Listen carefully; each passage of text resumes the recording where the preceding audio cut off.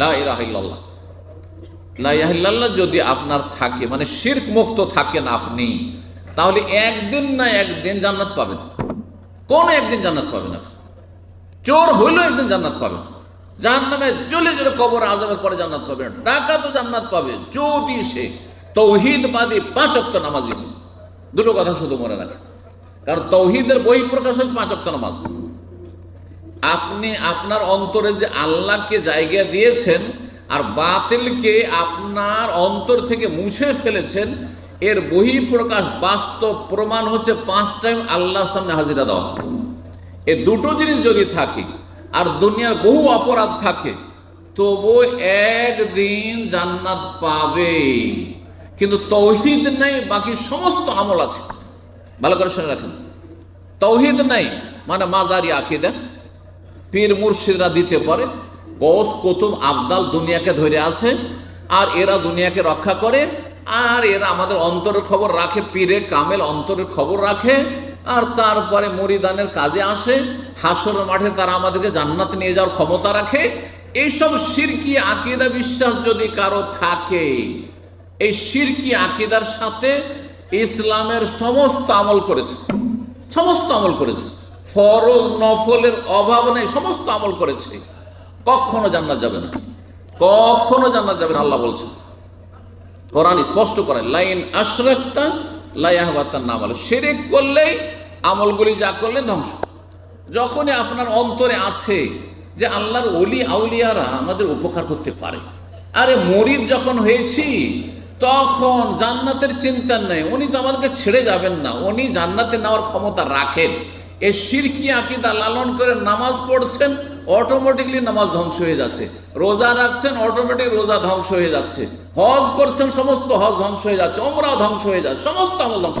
মাতা পিতার সেবা করে নেকি করেছেন, সাথে সাথে ওযু নষ্ট হওয়ার মতো সব নষ্ট হয়ে যাচ্ছে।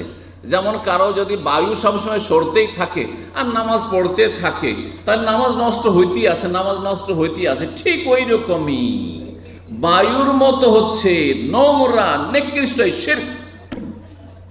যার আকীদা আমলে শিরক আছে, তার আমল লাইন আশরাকতা লা ইয়াহবাতুন আমাল। স্বয়ং নবীকে আল্লাহ সম্বোধন করে সূরা জুমারে বলছেন। আর 18 জন নবীর কথা সূরা আনআমে আল্লাহ বর্ণনা করার পরে আল্লাহ ওয়ালাউ আশরাকু, এই 18 জন নবী যদি শিরক করত, এরাও যদি শিরক করত আর শিরকের অবস্থায় মারা যেত, লা হাবিতা আনহুম মা কানু ইয়ামালুন, তাদের আমলগুলি সব নষ্ট হয়ে যেত, সমস্ত আমল ধ্বংস হয়ে যেত। সুতরাং শিরক সম্পর্কে সচেতন হইতে হবে। আজকে শিরকের বিপরীতটা বলি। শিরকের বিপরীত কি বলেন? হ্যাঁ, কে বলছে ওদিক থেকে? হ্যাঁ, তৌহিদ। মাশাআল্লাহ, তৌহিদ। আর তৌহিদের বিপরীত হচ্ছে শিরক। তৌহিদ মানে একত্ব, কারণ আল্লাহর বিধান শুধু এটা বাদ নয়, মানুষের তৈরি করা নাই। একত্ব বাদ বলবেন না, একত্ব, আল্লাহ একত্ব, তৌহিদ অন্নেস।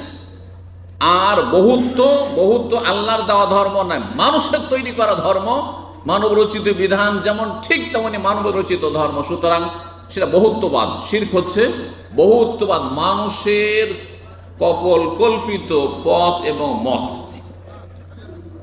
তৌহিদ 3 ভাগে বিভক্ত। তৌহিদকে বোঝার জন্য ওলামারা কি করেছেন? সহজ করে দিয়েছেন। সেই জন্য কোরআন এবং হাদিসের দলিলগুলি আর তৌহিদকে 3 ভাগে ভাগ করেছেন। কে বলতে পারে? হ্যাঁ বলেন।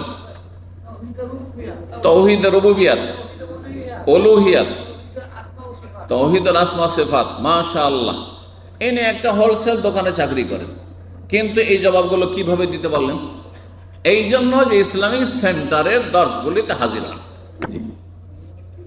এইটা হচ্ছে সৌদি আরবে ইসলামিক সেন্টার থেকে যে এলেম শিখার ফায়দা। আমি যে আপনাদেরকে 2-4টা সহি কথা বলতে পারছি আর ভুলগুলো চোখে আঙ্গুল দিয়ে দেখে দিতে পারছি, এই জন্য যে আমি মদিনা ইউনিভার্সিটিতে লেখাপড়ার সুযোগ পেয়েছি, আল্লাহ সুযোগ দিয়ে নসিব করেছেন। না, আমিও যদি আপনাদের মতো ওই কওমি মাদ্রাসা পড়তাম, তৌহিদবিহীন শিক্ষা, ফিকহ শিখাই খুব, আর এটা সেটা খুব শিখাই, যুক্তির লজিক মন্তেক আর ফালসাফা শেখাই, দর্শন শিখাই, বুঝছেন না, কিন্তু তৌহিদের শিক্ষা শেখানো হয় না। আল্লাহ যেন বুঝার তৌফিক দান করেন। এবং মাদ্রাসা করবেন, কোরআন সুন্নাহ ভিত্তিক মাদ্রাসা প্রতিষ্ঠা করুন। এই পরম্পরা যেসব মাদ্রাসাগুলি চলে আসছে, এইসব মাদ্রাসা যেগুলোতে তৌহিদের একটা সাবজেক্ট পড়ানো হয় না, সহি আকীদার একটা সাবজেক্ট পড়ানো হয় না, আর শিরক বেদাত সম্পর্কে সচেতন করা হয় না, সবই নিয়ে চলছে। ওই বেদাতি শিরককারী তাদেরকেও তৌহিদি জনতা, এরাও তৌহিদি জনতা, সবাই তৌহিদি জনতা। যেন হিন্দু না হইলেই তৌহিদি জনতা হয়ে যায়। বাস হিন্দু নয়, জাতিতে মুসলিম, মাজারে সব সময় গিয়ে আপনার মাথা ঘসকাচ্ছে, তারপরও তৌহিদি জনতা। কারণ হিন্দু যে নয় সেই জন্য। ব্যাস, নাস্তিক হলেও অসুবিধা নেই, সেকুলার হইলেও অসুবিধা নেই, যেমন মাজার পূজারি হইলেও অসুবিধা নেই। এই হচ্ছে আমাদের জাতি মুসলমান। জি, নাস্তিকও মুসলমান, মুনাফিকও মুসলমান, আর আপনার সেকুলার ও মুসলমান, ধর্ম নিরপেক্ষতা বিশ্বাসী ও বেদিনও মুসলমান, আর এই মাজার পূজারি মুশরিকও মুসলমান, সব মুসলমান। এই ইসলাম দিয়ে কোনো কাজ হবে না, এই খোঁড়া ইসলাম। খাঁটি ইসলামে আসুন। জি, তৌহিদ 3 প্রকার। তৌহিদ কত প্রকার? তৌহিদে রুবুবিয়্যাত, নামের চাইতে সংজ্ঞাটি ভালো করে বুঝে নিতে হবে এবং বিষয়টি ভালো করে স্পষ্ট হইতে হবে। আল্লাহর কাজে আল্লাহর একত্ব প্রতিষ্ঠা করা। কি বললাম? বলবেন আল্লাহর কাজে আল্লাহ এক ও একক, তার কোন শরীক নাই। আল্লাহর কাজ হচ্ছে সৃষ্টি করা। বহু কাজ আল্লাহ রাব্বুল আলামিন, কুল্লা ইয়াউমিন হুয়া ফি শান, প্রতিদিন আল্লাহ কাজে লেগে আছে। সূরা রহমানে আল্লাহ বলছে আল্লাহর কাজ হচ্ছে হায়াত দেওয়া, মরণ দেওয়া, সুখী করা, দুঃখী করা, অসুস্থ করা, রোগ ভালো করা।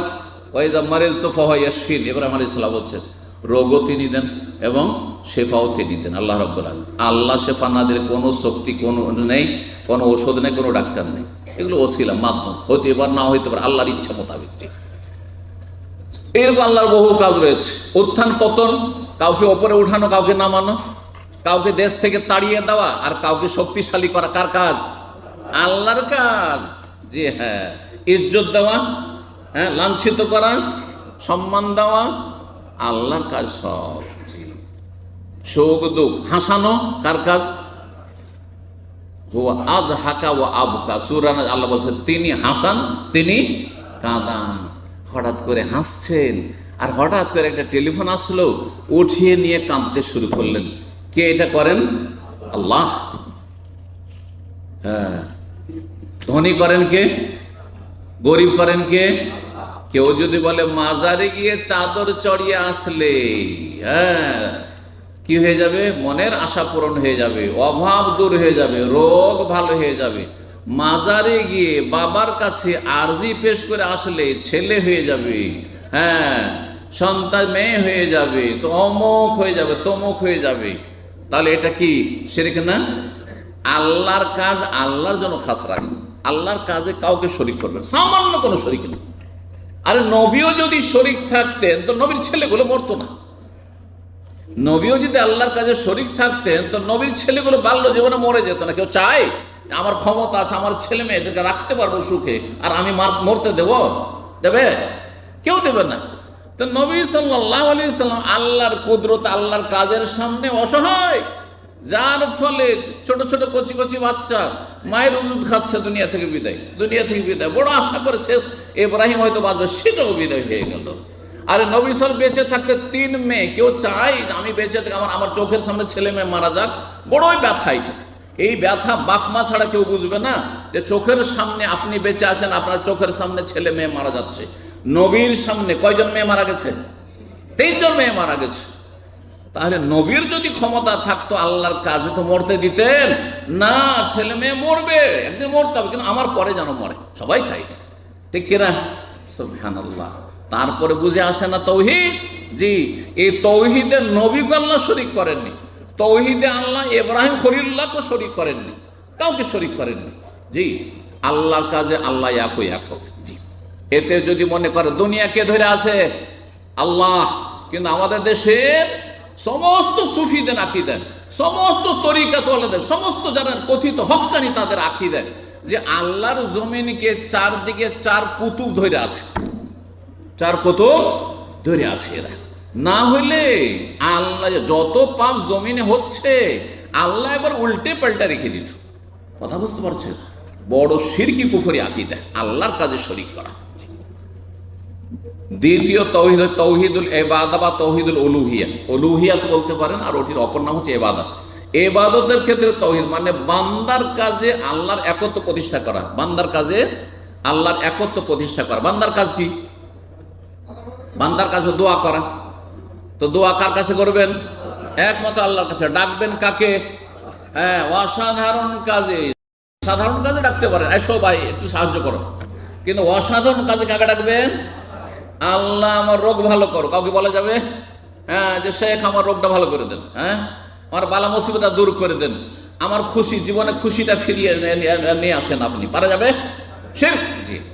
চোখের আড় থেকে যদি ডাকেন, আল্লাহকে চোখের আড়াল থেকে ডাকছেন, যদি এখান থেকে ডাকেন কেউ আপনার বাবাকে, যে বাবা গো আমি মুসিবতে আছি আমাকে উদ্ধার করো, হ্যাঁ আমাকে চোর ধরেছে আর মারধর করছে, জালেম মারধর করছে, উদ্ধার করে, এখান থেকে ডাকছেন বাবাকে, বাবা বাংলাদেশ বরং পর্দার আড়ালে আছে, এটা চলবে?